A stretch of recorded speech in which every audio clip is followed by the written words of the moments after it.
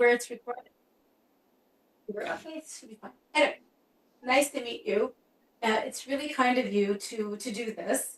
So first of all, we're meeting because I reached out to you. I'm reaching out to leaders like yourselves because it's over 18, almost 18 years now, actually, that I've been a headhunter or hiring strategist, whatever word you want to apply. And I sit here and I hear why these poor people sometimes get rejected on paper or in person in an interview.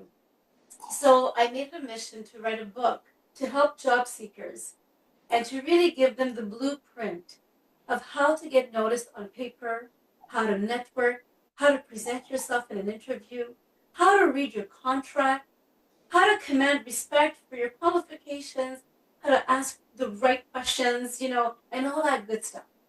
And I thought, how phenomenal would it be if I accumulate leaders like you on a channel like the YouTube channel where my readers then can then also don't take my word for it, take an executive's word for it. So this is why I reached out to you.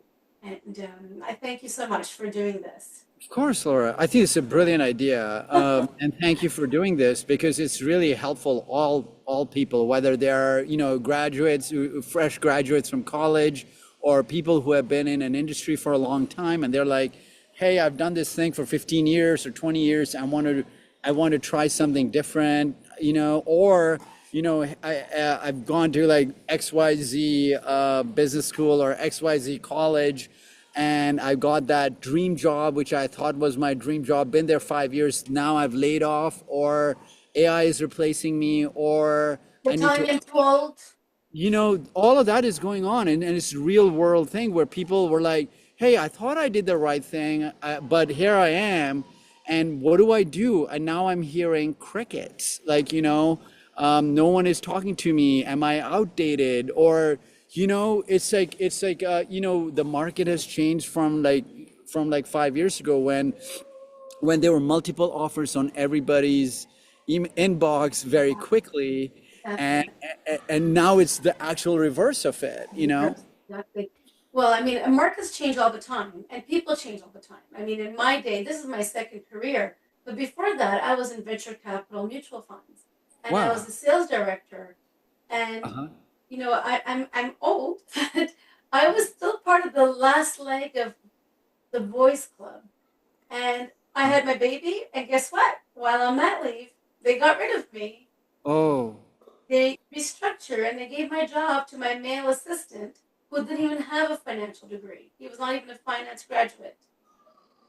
So, and I've been on other interviews before that after university where the yeah. hiring manager would tell the director, I don't know if you want to hire Laura because I'm a very short person. And they'd say, she's very short.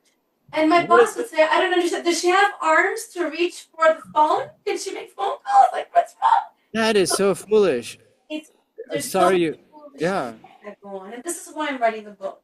So I'm okay. First and foremost, I'm really impressed with you. And your name, we pronounce it Sarah. Sorry, I apologize. Saurabh. It's like Sarah, eh? sawing with a saw and rub as Sorry. in bad rub. Saurabh. Just like you've done with your career. I'm really impressed. You, you've put your paws and made an impact on an array of different industries. That's what I find so impressive. From healthcare, AI, sports, global brands, helping you Uber. Um, I'm really impressed. So, do you have a team, and were you implicated in hiring when you Yeah, were in these projects, or? yeah, it's a combination of things. So like I have a consulting group, which is, it's kind of like similar to your story, which is like, I had my son was overdue, and then he came out and all that. And then, my partner, Katie, and I, we were both working. We ended up outsourcing parenting to getting a nanny. The nanny didn't know, like, although came like highly recommended, was not really that effective. So we had to actually do some introspection. It's like, are we going to outsource parenting really? Like, the nanny is not really interested if the child has got like a high fever and still has to go and do her things. And so you kind of go like, so I ended up going and doing consulting, And my partner at the time was at Apple, and I said, look, you stay there, let me do like consulting, and I'll try to manage all of this while I'm consulting. And then what ended up happening is I got these opportunities, thankfully, to work with Garrett Camp and uh, do interesting work as a consultant, whether it was sports marketing and a wide range of stuff. And and um, and then like now I have a reservoir of people who I've worked with, and whether they're art directors, writers, motion graphic animators, strategists, other like thought leaders, like, so I can kind of, and they're always like, hey, you want to, let's work together, is there a project I can help you with? And like that's been like kind of how I've been doing the Sky stuff, where I actually have like a bunch of really skilled people. They can get things done on time. It's kind of good to have that. But on the other hand, I'm also, trying to see like how else I can be helpful. Like this week, I interviewed for a head of marketing role for a new company called ELLO, that is AI for kids reading. And I thought it's Great. such an interesting I thought, idea, so cool. and I'm like, there's some really, it's like, we're living in a time when, unlike you and me, we want to be involved with our young kids when they're young and not just have like a screen be a babysitter. Now, what if we had new kind of tools available for young children that, hey, if you're on the screen, let's improve your reading skills, or there's a way that they feel it, like not just playing video games, but really helping them grow. They're And different and they're learning and growing and so, pondering. so there are still new opportunities to make a difference and help humans live better. And 100%. And yeah. so when you have a big project, you are in charge of putting your people together to then render this project. So what has been, for the sake of those that listened, and their job seekers that might be listening to this, so what has been, something most memorable when it comes to an interview, good or bad? What has been a memorable interview that you said that was a good candidate, that was a great interview, or even a bad story, and how people should be careful? You, you know, uh, Sometimes when we're interviewing for a role, we end up wanting to sell ourselves, right? Like you're like, hey, hire me for XYZ reasons, right?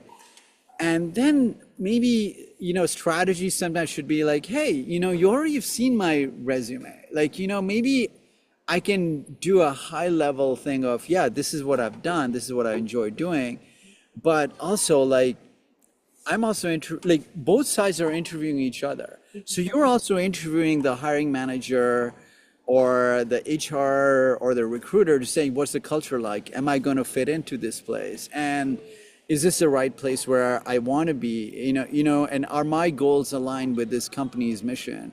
And so I think we need to kind of have it where take back the power when you're being interviewed to kind of comment, take it down, saying, I don't have to sell myself. They are interested in me because they know I have the skill set. And now what I want to do is, really get to know who these people are, and what are the key problems that I can help them solve. And I think those are the way to go about the conversation. And I know that time, like a 30-minute or an hour meeting on Zoom or Google Meet can go by quickly. But if you just kind of, if all of us, when we're in the interviews, we kind of say, hey, I'm really trying to meet this person for the first time and really understand what they're about. Um, I think that, and rather than sell, like, Exactly. Exactly. And giving that, and I love your answer, and so many other executives like yourself have given me this answer as well when I asked the question. And I love it because this attitude, this mindset, this way will allow the employer also to share what they're looking for. And it gives you more insight and therefore a better ability to answer and portray your abilities. But if you're just getting there and you're just going to sell yourself, what are you selling about, right? Let that other person be intrigued about their projects. The employer will explain, and it will trigger you and say, oh my gosh.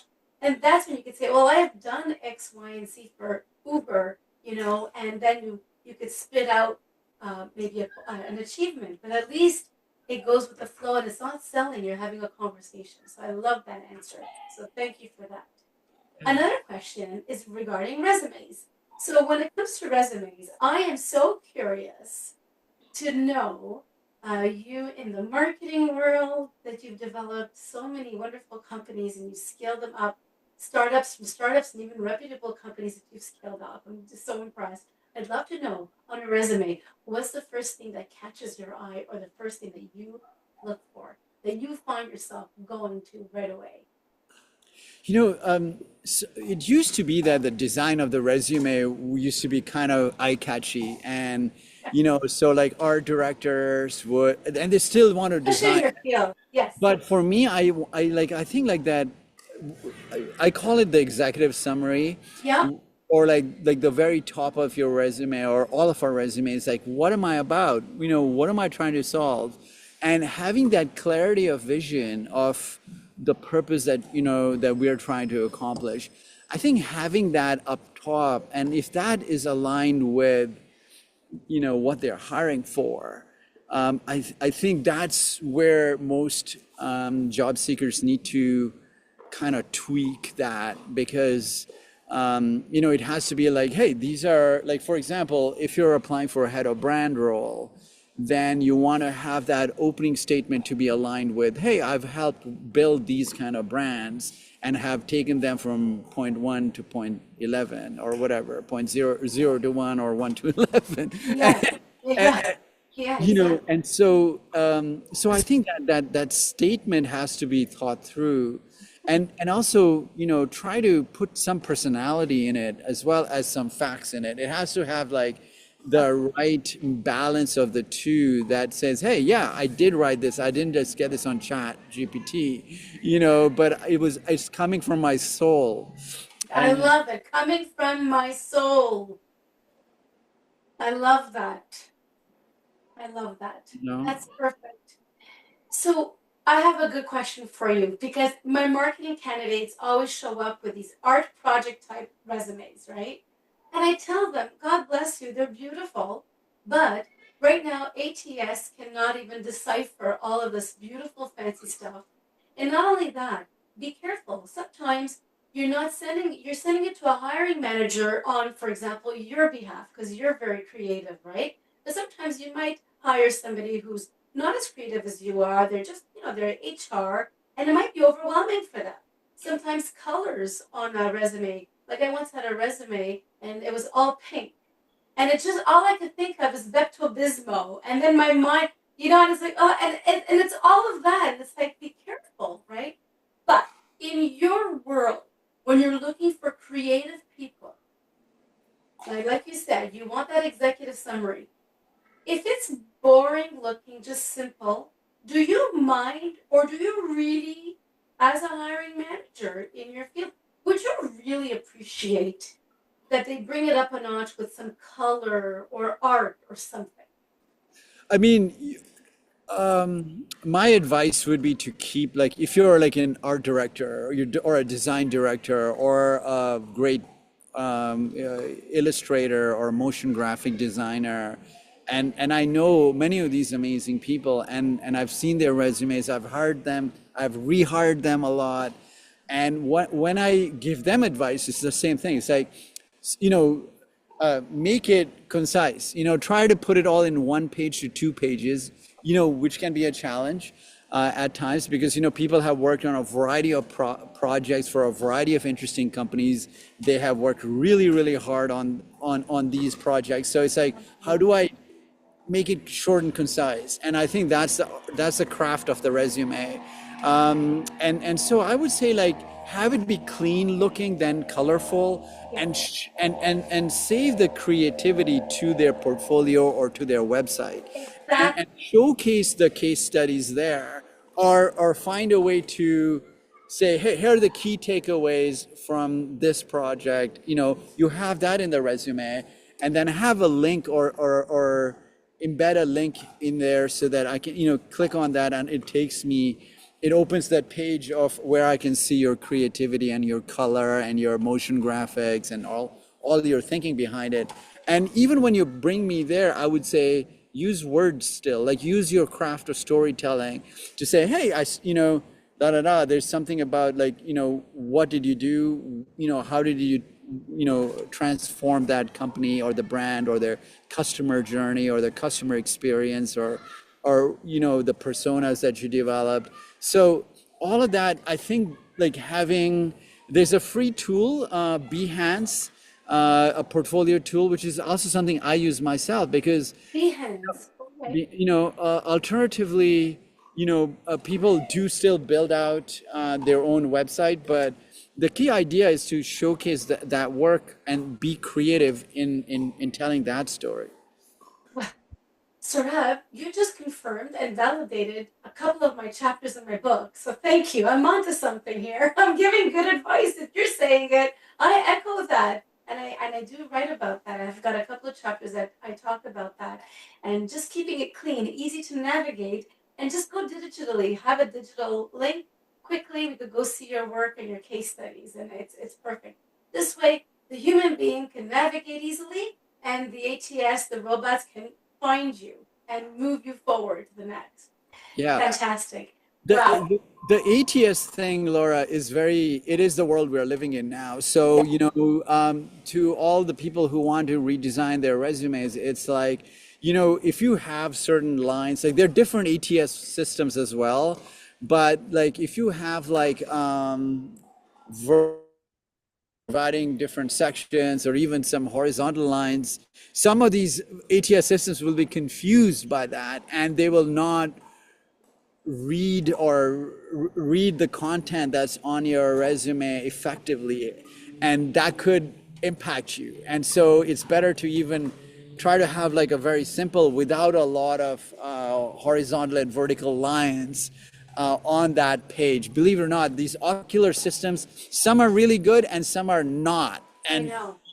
you don't know which one people are using, No, like. exactly. So just keep it simple. Sometimes people send me columns, they split their page into columns and they squish everything. And I said, no, please don't do that. I'd rather you pour it onto 3 pages. At least you'll be found and I can navigate. Last quick question. I don't want to take up much of your time, but you brought up a really good point because everybody talks about this. I call it in my book a myth. I say that I feel, because in 18 years, I have personally, and I have never met an employer that actually counted the pages of a resume and tell me, oh, Laura, he wrote me 5 pages. I'm not reading this person. I'm not going to meet them. Like I never had that, right? So I feel this 1 page, 2 page, 3 page. I feel it's a myth. And what I tell candidates is don't worry, especially in IT and like in your industry, if you have to spill even to 4 pages, as long as it's relevant. If you're telling me you worked at McDonald's on page 5 when you were 17, now that's ridiculous. But if everything's relevant and it's painting me a picture of your career journey, I'm good. Like I'm not bothered by 4 or 5 pages. How do you feel having me share this with you? Because you mentioned you wanted to keep it to 1 or 2. Does it really bother you if it spills to 3? Do you You find know, bothered? that's a great question. I mean, it depends, so, the thing is like, we're living in a culture where people are reading less. It's a visual culture now, and people want like video or they want like a new format for people to communicate that information. So one way to do that is to kind of saying, hey, I can go through the depth of the substance that I did in these roles in the interview, or some one of the other things are people using short form videos.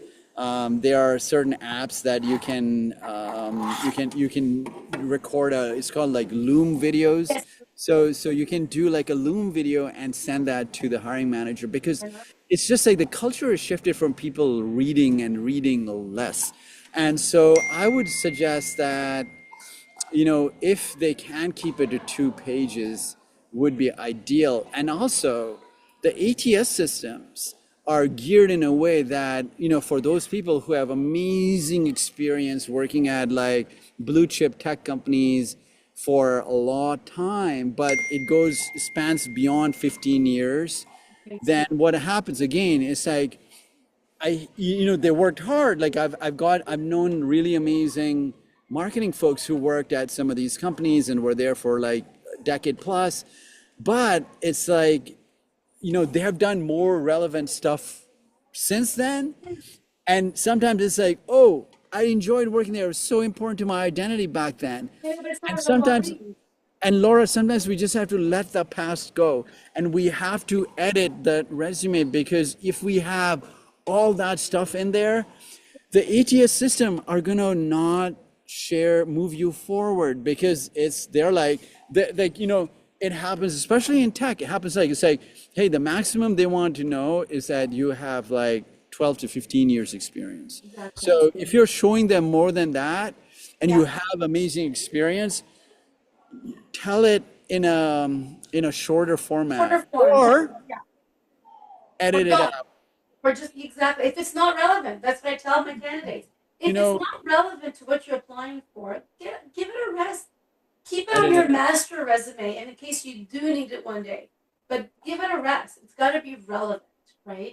So, my goodness. Yeah, sorry, you wanted to add something. I Your mean, wealth of insight. the thing is like, this is how, like, navigating this whole landscape of ATS. Let me just add that, it used to, like, many companies used to have really skilled recruiters and HR directors who were like saying, hey, we're hiring for these kind of positions, whether they're interns, whether they are directors, whether they are C-level executives.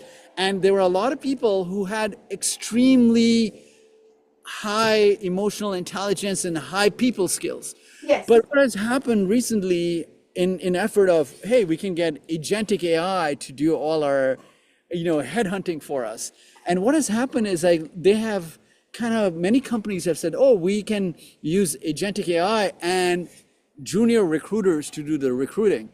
And that hasn't helped. No. And that has created this whole mess of a situation where, you got, this is what is clogging up places like LinkedIn now. Like, they can't tell a good hire from a bad, and it's a mess, because the people were able to use their intelligence to kind of say, hey, these are the candidates we want to move forward with. The robots cannot. And the recruiters who don't have those people skills are struggling. They're talking to people, but they don't get the context. And I think so with that in mind, I would suggest shorten that resume. If you have lengthy experience, maybe put that experience in your LinkedIn profile, and not on the resume. Or give some space.